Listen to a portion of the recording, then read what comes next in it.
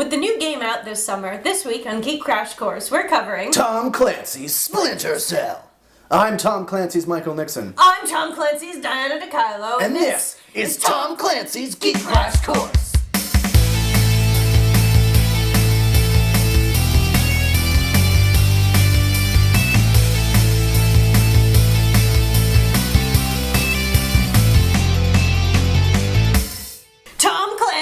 Splinter Cell series is a line of Ubisoft video games that premiered in 2002 and follows Sam Fisher, an agent of the 3rd Echelon, a fictional secret division of the NSA. Sam is a Black Ops agent highly trained in both stealth and deadly skills. The Tom Clancy's Splinter Cell series holds wide critical acclaim, with a new game coming out this summer, as well as a series of books and rumors of a movie. The standard plot of games in the Tom Clancy Splinter Cell series goes a little something like this. Sam Fisher is sent to a politically unstable area of the world to investigate a mission or a meeting gone wrong while trying to prevent war with or attacks on the United States. There's generally an imminent threat, something ready to explode, that creates an environment of urgency and pressure. As Sam, you stealthily work your way through enemy compounds, offices, and warehouses, and you follow your targets to gain information and then quietly dispose of them. You largely act as a one-man recon/hitman team. A rumored new twist to the plot of the upcoming Tom Clancy's Splinter Cell Blacklist is that Sam Fisher is put in charge of a new division, the 4th Echelon, and is charged with stopping and shutting down the activities of the 3rd Echelon, which has become corrupt, thus proving that somebody at Ubisoft has seen Alias. Pretty good show. David Michaels is the pseudonym for Raymond Benson, author of the first 2 Splinter Cell novels. Benson was the author of the James Bond novels from 1997 to 2002. The gameplay aspects of the Splinter Cell games are universally pretty fantastic. There's a major focus on stealth, and you're provided with a light/dark meter and later a noise meter to help measure how detectable you are in any setting. You're encouraged to stick to the shadows and quietly deal with your enemies, rather than engage in hand-to-hand combat or use a gun. You're also provided with very limited ammunition for your gun, which makes noise and often blows your cover. The games actually do a really good job of making your gun a pretty useless tool.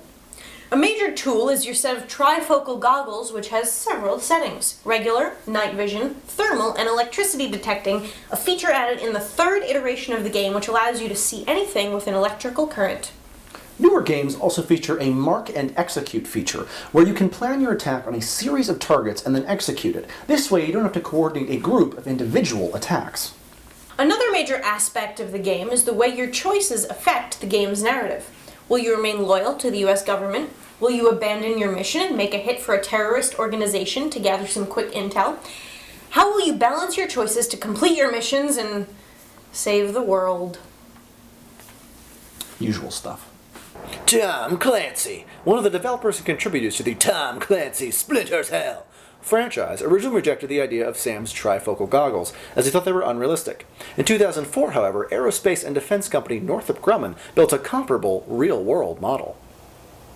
Homework. Play Tom Clancy's Splinter Cell. Tom Clancy's Splinter Cell Pandora Tomorrow. Tom Clancy's Splinter Cell Chaos Theory. Tom Clancy's Splinter Cell Double Agent. Just don't play for the Wii, the controls are kind of weird. You can avoid Tom Clancy's Splinter Cell Essentials. Skip it, it's kind of just like a minigame for the PSP, it's not that good.